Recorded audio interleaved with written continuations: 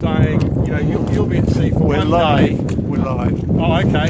Hey everyone, we're at Kingston Beach and got here safe and sound about 15 minutes ago.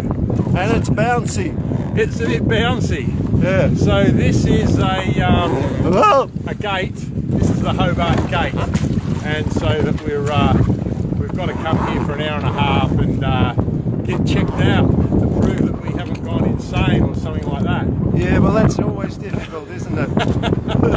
But having just set out from Adelaide, you know, I've only been at sea for 10 days. So really quite a long time to come here. I had headwinds really the whole way. Well, sorry, for the first 6 days. And you had very light winds too, didn't you? Well, it was quite strong initially, but then later on it's been light. It was very light last night, and so I was sort of becalmed for a while, becalmed today as well. But whatever down here, things tend to change pretty quickly. Yes. So if you're becalmed, you won't be becalmed for long. And you've got to start to think where the wind's going to come in from, and you know, set yourself up for that. Yeah, and have you had much rest? I got a bit of sleep last night. You probably saw me on the tracker as I came past Whale Head. Yeah. The wind was pretty light. I was only probably doing 2 or 3 knots. In reverse at one stage. I went backwards, did I? Yeah. Slightly, just slightly. We thought I was home too and having a kip. I don't know if there's any stream there, but anyway, it was pretty slow, and then I tacked, and then the wind sort of backed when I tacked, so I was sailing back all the way. So I got about 5 miles south of Tasman Head, and then it came in quite nicely from the west. Yeah, and you had a very good run up here, didn't you? Yeah, no, it was great. It was really good, and it was quite fresh. I ended up I originally had full sail up, and it was overpressed a bit, so I put in 2 reefs, and I had headsail on the pole, and she was going quite nicely. Yeah, I saw that. It was But I beautiful. was a bit worried about those fish farms, so I checked out, and then now that I've seen them all, I sort of get it and know how that works. Yeah, but Yeah. if you were to come in at night, and some of the competitors have, it's A bit tricky, and they're a fair way out. That's right. And if you came inside the Chichester Channel, there's lots of fish farms there. And Yeah. Westfarm did that. This one came up inside. Wow, Yeah. that's pretty gutsy. What, Yeah. at night or during the day? No, that was during the day. And he motored most of the way. Yeah. Right, okay. Well, if there's no wind and you're motoring, then you might say, well, it's interesting, and the water's fine. Yeah. You don't want it, if there's no wind and you're in Storm Bay. Yeah. So how does it feel being back in the GGR again? It feels like I never left. Well, I've got another Ian bit Johnson, this is Ian Johnson. He put the mooring down for you. Thank you so much, Ian. That's fantastic.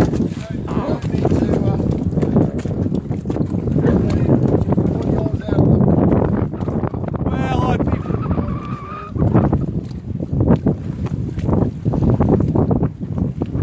I'd be a bit reluctant anchoring here, not knowing it and being a lee shore. But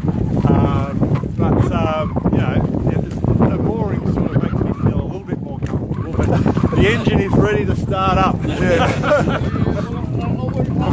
why I'm out of gear anyway. So, It's a 35,000. right, and it's a sandy bottom. Yeah. So, yeah, well, well, I can see there was, what was I reading? Fish and chips? Salty dog. That's right. Now I'm allowed to go. I'm not allowed to go above the high tide line. So if I washed ashore and I was walking on the low tide line and found some fish and chips, that'd be all right. Yeah. You'd have to fight off the seagulls. So no, it's been the problem is working up to the Friday before I set off. Oh, so you only retired a couple of weeks I retired ago. for one day. Oh, And the second congratulations. day of my retirement, I set off. So obviously I've been preparing for the last 3 years, bits and pieces and whatever. But in a way, you're never properly prepared for it. You know, it's sort of like firing a rocket. You know, the sort of the countdown. Yeah. And sort of, I just seemed to wander down, jump on board, and go. And then I sort of thought, oh yeah, well I bought all that food, that was good, but I was going to go and buy some bits and pieces. And I forgot to do that. And I got some eggs on board, but they were so good I've already eaten them all. Oh wow. So they were sort of home chicken sort of stuff. So has any gear failed yet? No. I've done a lot of little changes and replaced little bits and pieces since the last race. I replaced the Echo Max control panel, and I'm glad I did that because it's got the alarm. Yes. And that Echo Max alarm is absolutely fantastic. I'll tell you what else is different on this one. You have to have a portable AIS, and you didn't have that last time. It wasn't a requirement. So there's an AIS alarm and a portable AIS. But you can't see your position on it. No, I can't see my position. It's all programmed and whatever, and other people can see me. But I'll tell you what, when you're talking to people on VHF and whatever, their awareness of you is just so much more heightened. Yes. Even talking to American River Radio, she's like, yeah, I know where you are, I've been watching you on AIS and whatever, and I was way offshore, so picked up by VHF and retransmitted. Very, very good. But even when you're way offshore, it's picked up by the satellite. I'm not sure whether this one is. I think it's just VHF, but I'm not sure. I think it is. It's only picked a up by little- the satellite. The satellite picks up VHF. Okay, well, anyway. But so- unless you pay, you don't know who it is. But Right. we know there's no other clown out there.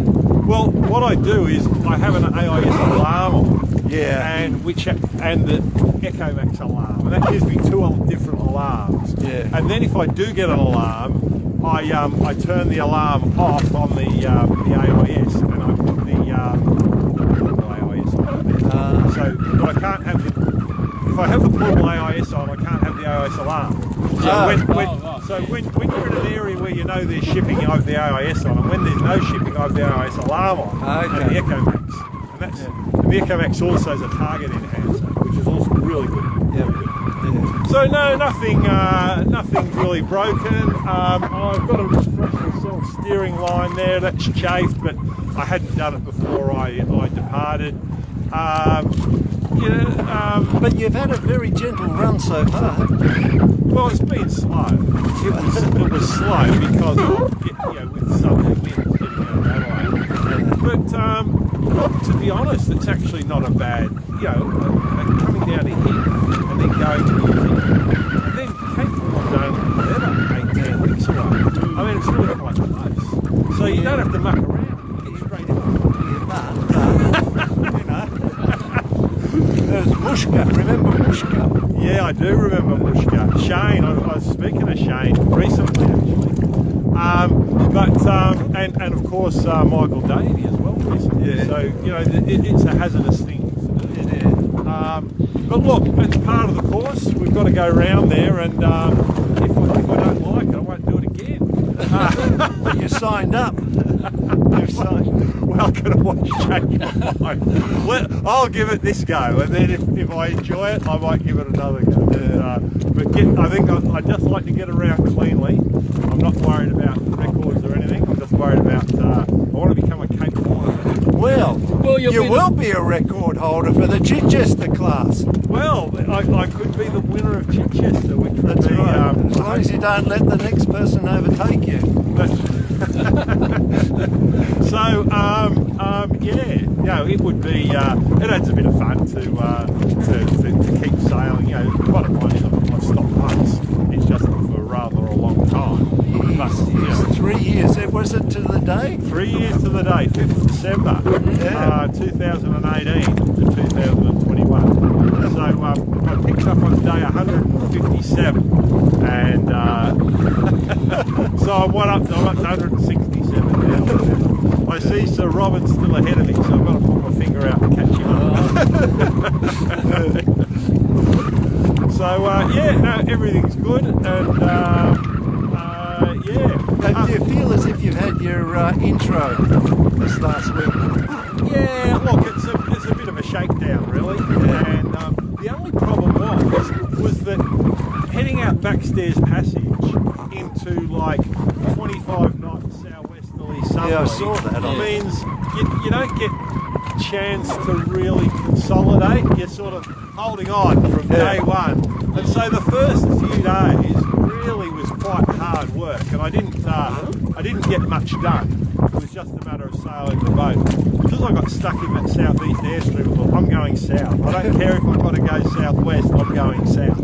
I'll sail around the bloody back end of the high or whatever. I saw that, yeah. Yeah, but the problem is and even right now, you know, they say, oh, there's a trough over Tasmania, and there's a high to the northwest and a high to the southeast, and the one to the northwest is going to move over Tasmania tomorrow. I've got to get further south. I reckon about 47 would be about the right number.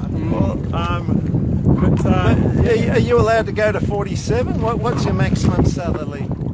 There are in the rules. There's sort of like a hard deck, and it sort of depends where you are. Yeah. So at the moment, it's nothing, but I've got to leave. I think it's is it snares to starboard, and is it Bounty Islands to starboard, and then from there you pick up 47 has to stay to starboard to whatever, 300 west or something. Yeah, 100 miles off Chile or something. And then 300 you've off got to Chile. dive down, and then there's a waypoint on at 50 south, about 500 miles west of Horn, to push you down. Yeah. So you're not sort of being reaching. Yeah, I think Mushko didn't push down early enough. Is that right? Yeah, look, I think Shane had some weather routing, and I think he was kept fairly out of way of problems, but he ended up then having to dive down to the southwest, and I think he broke his self-steerer. He did. And he was sailing, and he's having such a good day and making really good progress that he pressed on, and was rolled and lost his mast. That's right. Yeah, so we've got to be very careful about that. You know, number one, don't run aground. You know, number two, don't get hit by shipping, and number three, don't get rolled by waves. And then the other thing is, don't injure yourself or fall overboard. So So are you always tethered? no, I'm hardly ever tethered. I've got a line going up to the bow there that to be honest, what I tend to do is hook my arm around it and I can race up to the bow. Is that so that you can actually do stuff? Yeah. The problem is that if it's really nasty, I tether and I consider, and sometimes at night. But in normal stuff, you're going up the bow all the time, taking a pole. You take a slow down on the tether. The problem is the tether becomes a hazard in itself. So I think when and where to use them is the thing.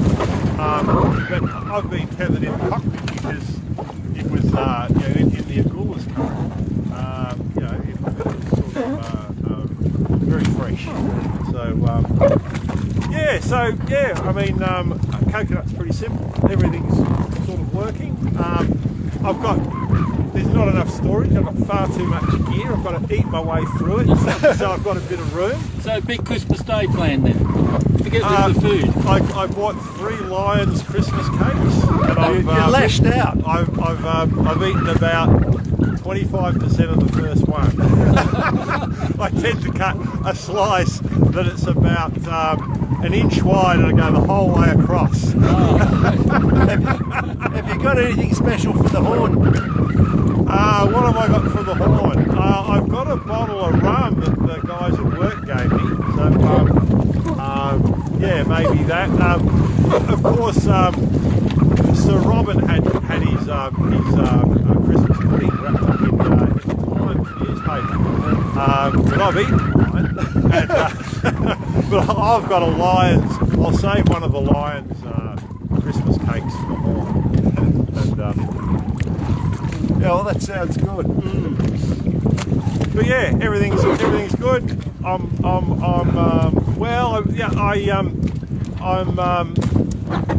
probably need to drink more water.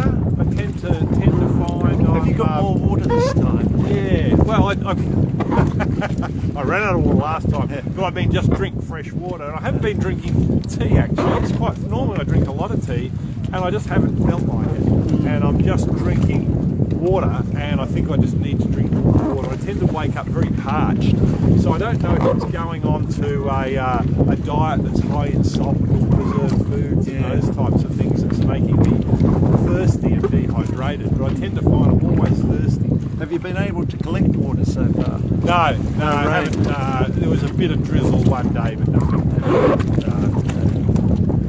coalesced into anything.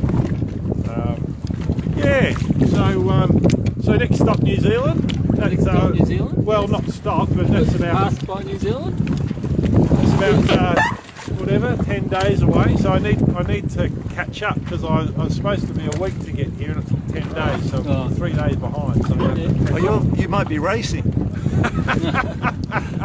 but I also note that tomorrow I think they said there's a southwesterly, but then on Friday it's dropping out. So I think I need to get out and head south, just keep heading south because there were northeasterlies they'd forecasted, variable conditions or whatever. So I think that Tasmania is going to be clobbered by this high. And it's funny, isn't it? You're trying to avoid highs and get on the south side of them. Because once you're stuck in those southeasterly air streams, it's hell. And it can be quite fresh and it's blowing in the wrong direction. And you know, all you can do is, if you press on to the east, you keep going northeast, and if you press on south, you sail in the middle of the high stock. So you've got to stay away from it. Yeah. Well, anyway, I think we're bouncing around a lot here. All right. Well, thanks for all the support, everyone out there, and my family, and I wish Don luck in his race. There was a race between you and Don, whether you would get here first or Don would get finish. Oh, right. Now, I don't know what the result is so far, but I think you might have beaten him. You might have beaten him. Oh, okay. Well, there you go. Yeah. So he's sailing his 5.8. Yeah. And have any finished? Or? Two have finished. Oh, right. Okay. Etienne and I forgot. Someone. Right. Okay. Yeah. Number finished. 2 or something, is it? Yeah. Yeah. Oh, okay. Well, I better. So you're number 7 to have arrived in Hobart. Number 7. Oh, because Susie got here too. That's right. Yeah, Susie That's got right. here. So So you're number 7 to have got here. Out of how many starters? 18. Hey, yeah, that's still That's good. isn't it? So this is the last gate, although the next race has a gate at Punta del Este That's in right. Uruguay. That's right. And I've got the charts for Punta del Este, and if I'm feeling up to it, and I've got my Lions Christmas cake in it, I might sort of chicken by for a look. Yeah. Or not. Just as you're passing by, you know. It's a bit out of the way because, but it would be interesting to see. All right. Good. Well, all the best and good luck. Yeah. Congratulations on getting here. Good luck for Yeah, for the horse. congratulations. Okay. Yeah, well, All right. that's the next challenge. Thanks, gentlemen. Thank you. Bye.